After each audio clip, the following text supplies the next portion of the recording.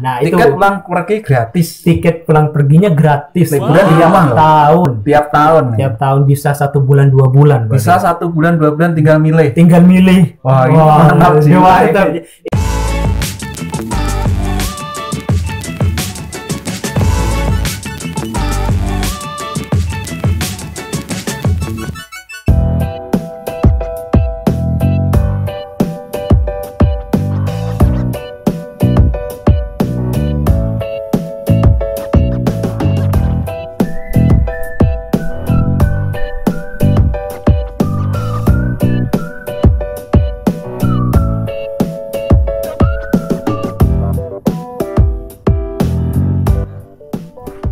Assalamualaikum warahmatullahi wabarakatuh. Waalaikumsalam warahmatullahi taala wabarakatuh.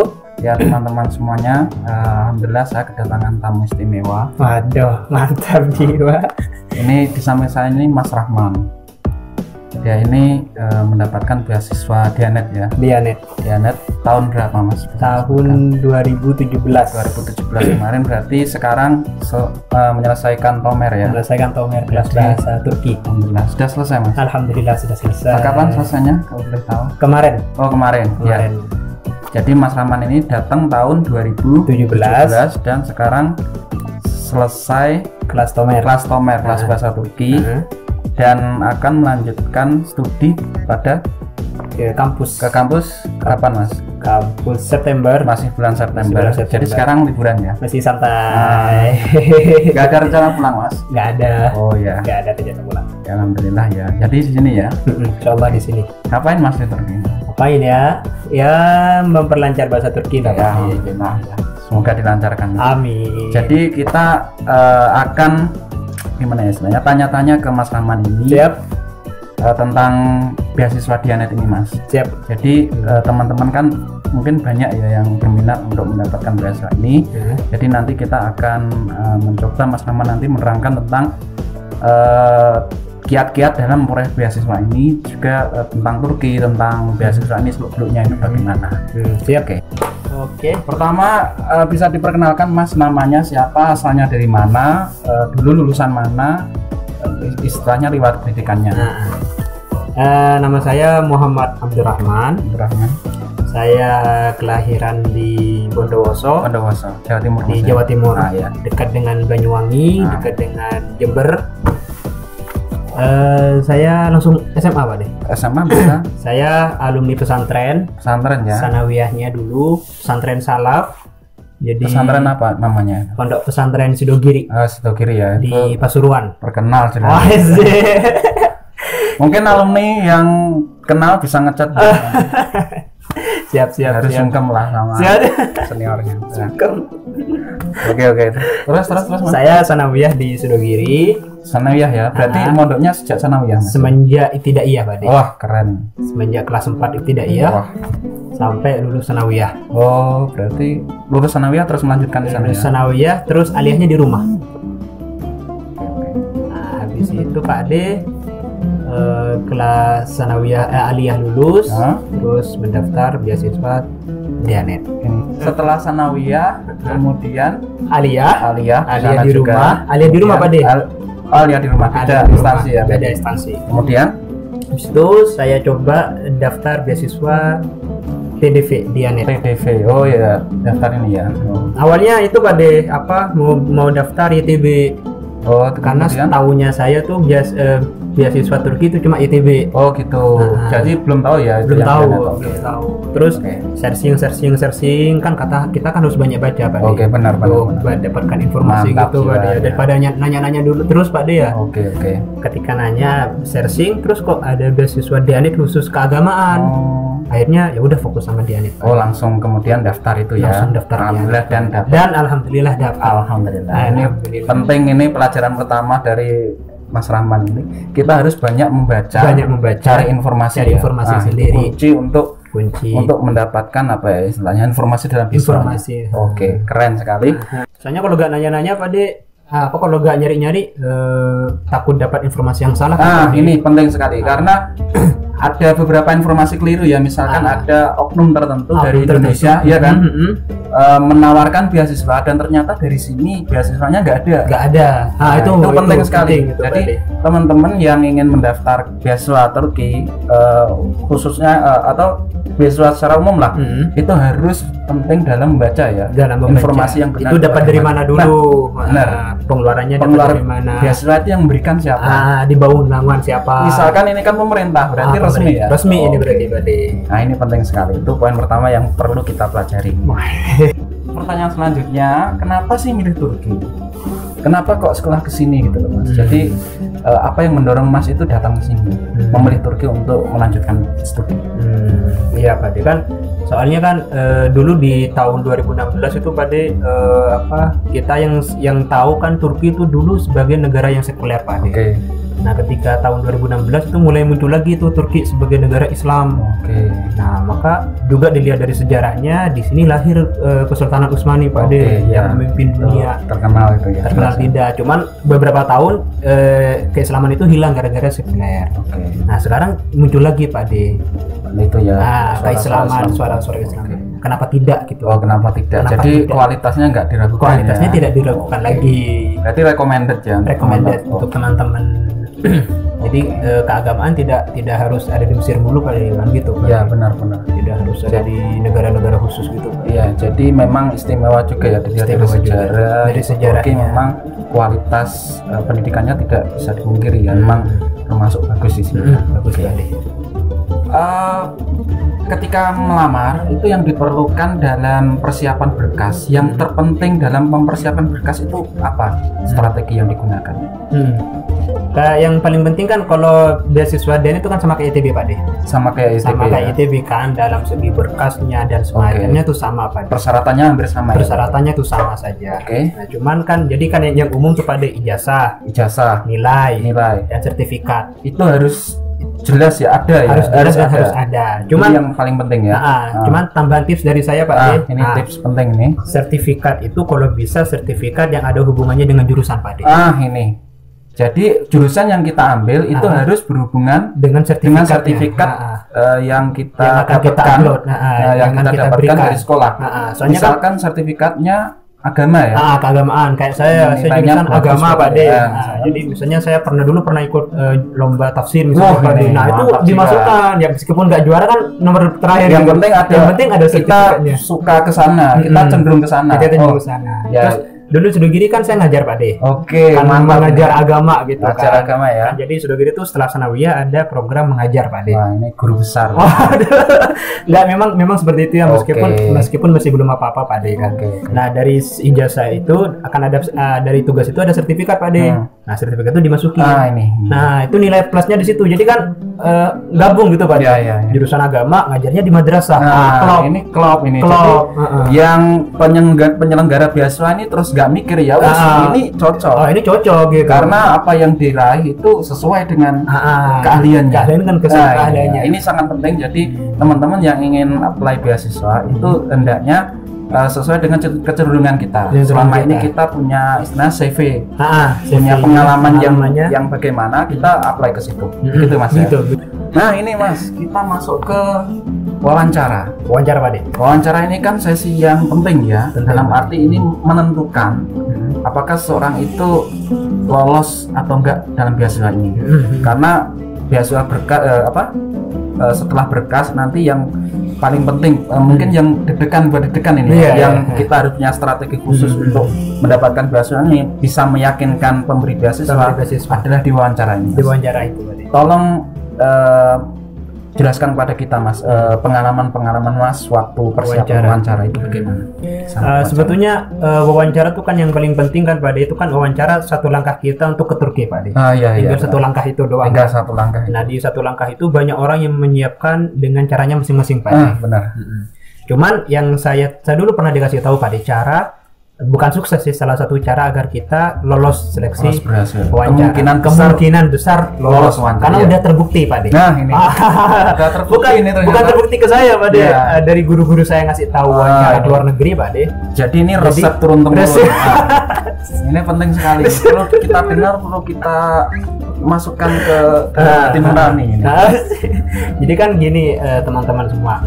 Jadi kan Kalau wawancara tuh kan sebetulnya ketika wawancara tuh kan penguji pengen lihat langsung nih gimana keadaan kita. Iya benar. Nah jadi wawancara tuh gak serem kan Pak De. Yang ditanyakan pasti orang tuamu gimana, ya, benar. keluargamu gimana. Jadi memang yang pewawancara dilihat dulu keluarga ini cocok nggak untuk mendapatkan beasiswa.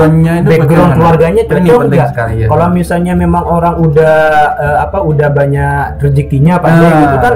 Ngapain aku ngasih beasiswa? Dia kan mampu kan ya? Dia mampu gitu. Ya.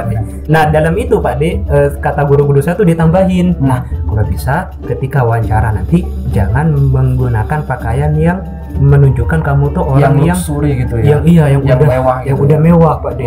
Jadi kalau bisa sekalian aja kamu menggunakan pakaian yang sederhana, yang rapi tapi sederhana. Iya, tapi sederhana. Kan terkadang orang kan, wah kita wawancara nih, wah kita harus pakai gini, pakai jam tangan, pakai parfum gitu. Kan itu wawancara kan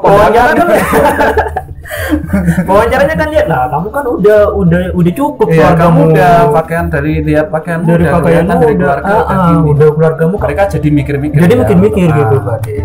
Makanya dulu saya ketika wawancara Pak De, saya pakai baju putih, pakai celana hitam, harus pakai kopiah, kan pesantren Pak De. Iya benar. Nah, jadi ketika masuk ya saya sudah kayak orang itu Pak De, kayak memang dari keluarga saya memang seperti ini, memang seperti ini udah apa adanya. Jadi nggak pakai apa-apa gitu Pak De. Pakai jas dan semacamnya, biasa aja lah. Ya ini penting sekali teman-teman. Jadi dalam wawancara penampilan kemudian background keluarga itu sangat mempengaruhi Pak. Jadi teman-teman usahakan wawancara itu pakaiannya sederhana saja, tetapi rapi dan enak dipandang. Enak dipandang gitu. Jadi menunjukkan kita itu menghormati mereka dengan pakaian yang sederhana tetapi rapi dan indah gitu. Dan indah Pak De. Jadi nggak harus yang mahal, yang enggak Pak De. Yang gemerlap lah gitu Pak De. Itu mau kemana?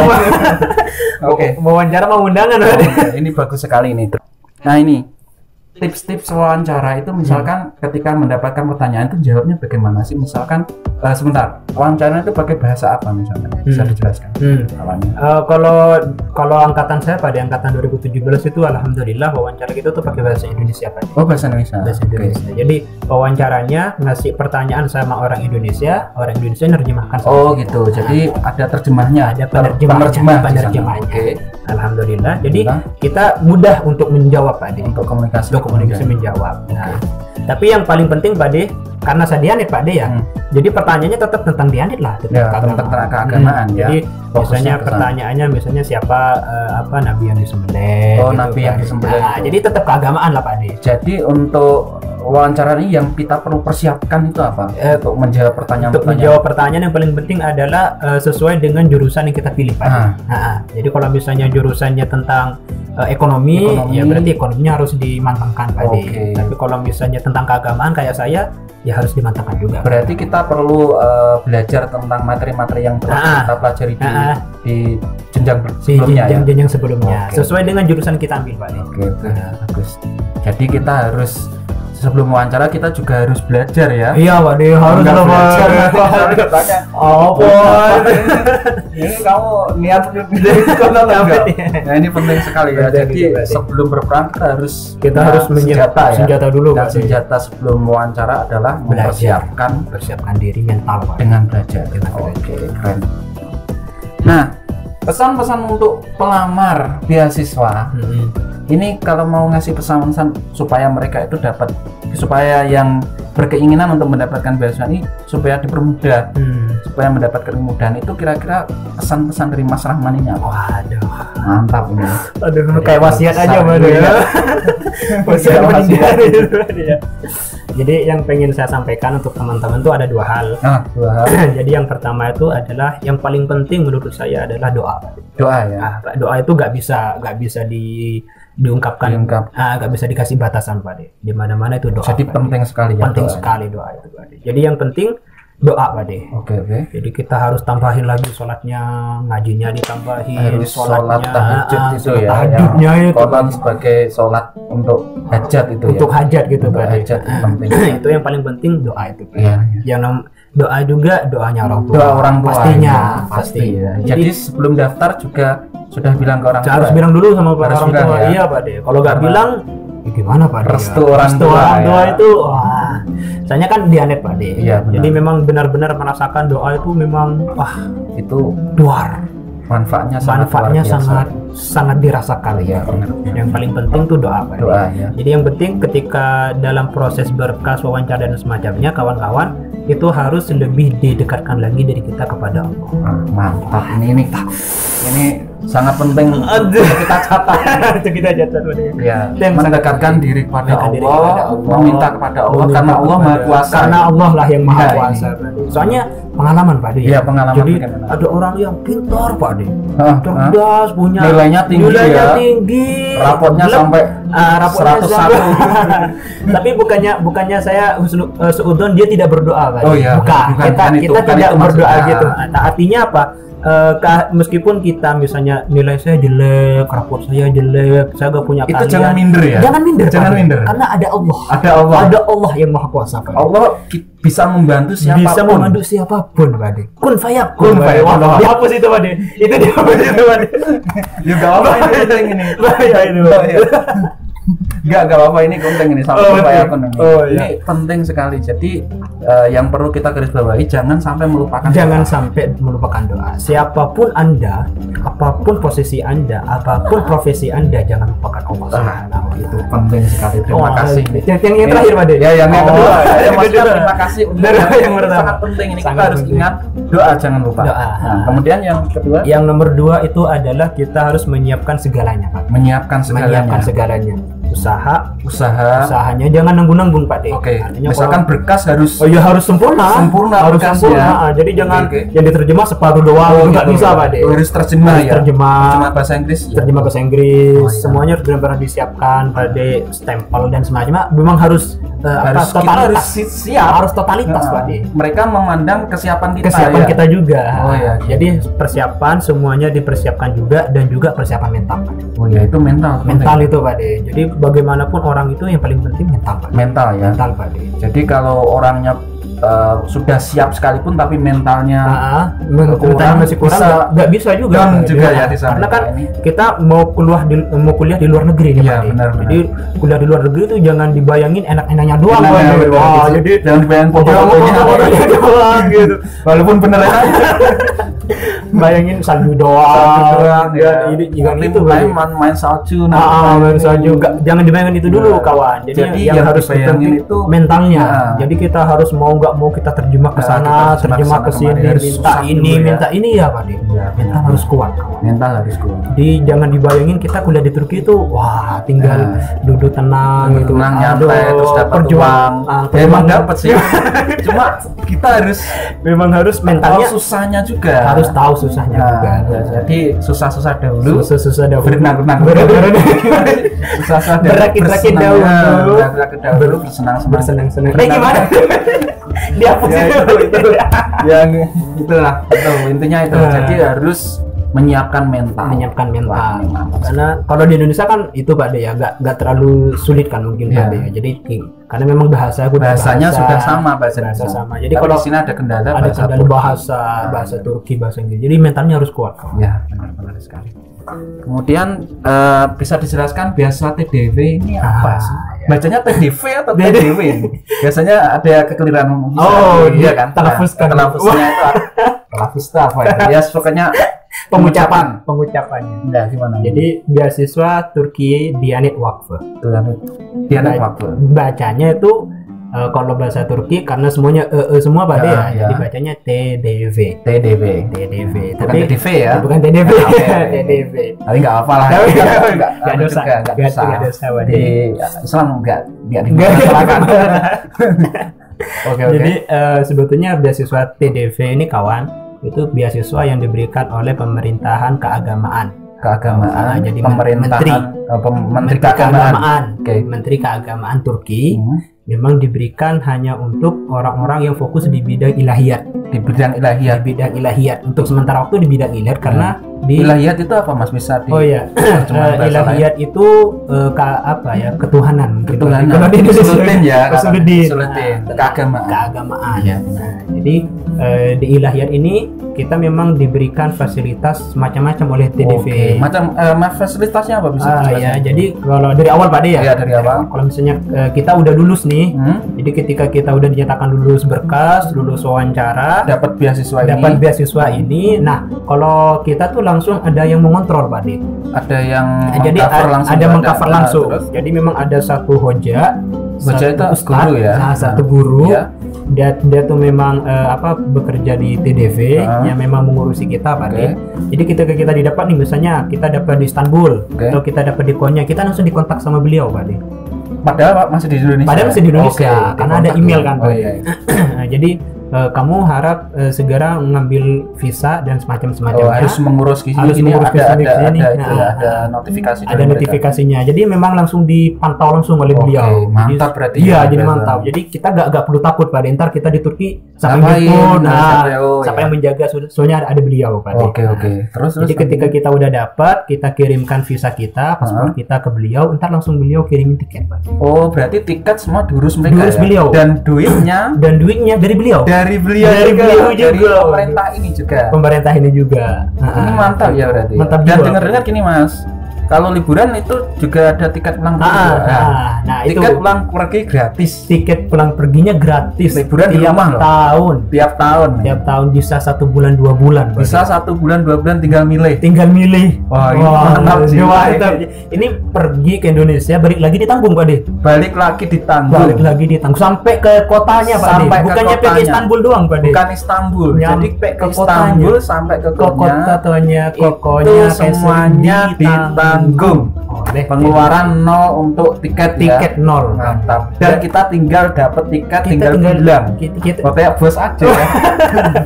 Iya memang gitu. Ini fasilitas TDV ditamakan. Ya, ini penting sekali. Jadi ketika naik pesawat nih Pak De ya, saya dulu awal berangkat Pak De kan. Awal berangkat nyampe di Istanbul, dari Istanbul ke Konya. Itu di Konya di bandara udah dijemput Pak De sama beliau ini. Jadi selamat datang di Konya gini, diantarkan ke asrama Pak De. Habis itu jadi kita kayak pengurusan Sigorta Pak De nih. Sigorta itu apa? Sigorta itu apa? Asuransi ya. Asuransi, Ikamet, KTP itu Turki. Surat izin tinggal dan semacamnya itu diurus oleh beliau. Jadi kita datang ke sini, kemudian tinggal belajar. Ya, tinggal belajar. Iya, karena seluruh berkas-berkasnya itu diurus oleh beliau. Ustadz Hoja. Ya, ini penting sekali ya karena belajar itu memusingkan. Kalau ditambah dengan berkas-berkas gitu bisa meledak Pak. Ini beasiswa ini sangat recommended. Wah, bener gak? Wah, bener Pak. Sangat recommended. Teman-teman perlu memperjuangkan Ini gak sia-sia. Jadi kita cuma tinggal belajar Pak De. Nah, di asrama itu Pak De, di asrama itu kita banyak fasilitasnya Pak De. Wah, ini fasilitasnya apa aja nih? Penting ini. Makan pagi malam. Gratis semua ya? Gratis pastinya. Gratis jelas ya. Gratis pastinya Pak De. Juga di asrama itu disediakan gym Pak De. Gym itu apa? Untuk fitness. Gratis Pak De. Makanya keadaan. Jangan gitu dong. Aduh, malu saya nih. Wah, ini mantap ini. Jadi fasilitas olahraga ada. Fasilitas belajar jelas. Belajar ada Pak De. Dan itu tiap minggu kita selalu ada yang namanya seminar ya. Seminar keagamaan. Mantap. Jadi misalnya dialek ini bagusnya lagi apa Pak De? Ada kesamaan budaya dengan Indonesia. Nah, ini kesamaannya ini gimana Mas? Misalnya Pak De, ada acara Maulid Nabi kah? Di Diana itu juga digelar. Ada ya? Ada. Dan orang-orang Turki yang menggelar itu. Iya Pak De. Cuman bedanya di sini tuh diisi dengan cara seminar. Ini ada istilahnya untuk ilmiahnya. Ilmiahnya ada. Terus ada selawatnya juga Pak De. Wah, ini selain ibadah juga belajar dan gratis. Budayanya deket banget. Jadi kita datang nggak perlu khawatir ya kalau orang Indonesia. Jadi antar di sana itu gimana itunya nggak perlu khawatir. Kita ada kesamaan kok di sini. Bagus sekali ya. Nah, ini sangat recommended. Ini bagus sekali. Jadi kita jangan khawatir di sini nanti ngapain, bagaimana nanti bisa shock. Biasanya budaya berbeda ya. Tapi ya, ternyata sama, ada kesamaannya sangat dekat ya. Kalau orang-orangnya ini bagaimana, misalkan mereka kepada kita ini gimana perlakuan mereka ini kan penting juga ya. Misalkan orang Turki atau orang Diyanet itu bagaimana? Alhamdulillah kalau orang Diyanet Pak De ya, di asrama itu kan rata-rata teman-teman Diyanet semua Pak De ya, teman-teman. Jadi benar-benar di asrama itu keagamannya terasa Pak De. Waduh, mantap, benar-benar terasa Pak De. Jadi kayak jamaahnya itu ada diatur ya, kursus mengajar Quran juga ada. Jadi memang keagamaannya benar-benar terasa Pak De. Terus orang-orangnya juga ya alhamdulillah orangnya ramah-ramah. Jadi ramah-ramah. Jadi kalau misalnya kamu kalau perlu bantuan ke kamarku saja. Oh gitu. Gitu. Mereka menawari ini sampai menawari gitu Pak De ya. Alhamdulillah. Untuk orang-orang Indonesia memang punya nilai plus sendiri Pak De. Oh iya, memang orang Indonesia di sini memang istimewa sekali Pak De. Jadi orang-orang Turki itu kebanyakan suka kepada orang-orang Indonesia. Itu pengalaman kita ya. Pengalaman kita. Itu ditanya orang mana Indonesia, wah kita saudara gitu Pak. Saudara jauh yang berada di tempat jauh. Karena memang menurut sejarah di bagian Indonesia Aceh itu masuk ke dalam kedaulatan Utsmani. Betul Pak. Dan mereka orang Turki tahu sampai sekarang itu tahu. Oke. Jadi kalau misalnya awal-awal datang tuh siapa deh ya? Pijama di masjid terus ketemu sama kakek-kakek itu, kamu dari mana gitu? Saya dari Indonesia. Kardesh. Langsung gitu Langsung Kardesh tuh saudaraku gitu. Langsung dipeluk Pak De. Dipeluk ya. Dipeluk gitu Pak De. Allah, saya meskipun kita jauh dari keluarga gitu Pak De. Kita merasakan punya keluarga ada keluarga baru di sini. Jadi kita nggak merasa orang Turki itu asing bagi kita gitu Pak De. Kita kesini kayak kita itu pergi pulang ke rumah. Pulang ke rumah Pak De. Rumah kedua. Gara-gara nggak mau pulang. Rumah kedua. Ya begitu Pak De. Oke teman-teman, kapan-kapan kita lanjut. Sangat menarik ya perbincangan kita dengan Mas Rahman ini. Mas Rahman terima kasih. Sama-sama Pak De. Semoga cerita Mas Rahman ini bisa menginspirasi teman-teman supaya tetap punya semangat untuk melanjutkan studi. Terutama banyak sekali studi gratis terutama di Turki. Masya Allah. Ya kita review lagi tadi yang sangat penting Mas ya. Doa sangat penting. Kemudian usahanya maksimal 100%. Jangan tanggung-tanggung untuk mendapatkan kesuksesan Mas ya. Dan jangan khawatir, di Turki itu aman, tentram Mas ya. Aman, tentram, damai, sejahtera. Dan sejahteranya yang penting Pak. Sejahteranya yang penting ya. Kesejahteraan itu penting. Jadi beasiswa ini sangat sangat direkomendasikan kepada teman-teman. Jangan ragu untuk mencoba. Kalau ada pertanyaan silahkan berikan pertanyaan di kolom komentar. Boleh. Kita nanti akan jawab ya kalau ada pertanyaan. Pasti. Kalau ada pertanyaan yang membutuhkan jawaban lebih lanjut, nanti kita bisa berbincang-bincang di kesempatan yang lain Mas. Oke, terima kasih. Kurang lebihnya mohon maaf. Assalamualaikum warahmatullahi wabarakatuh.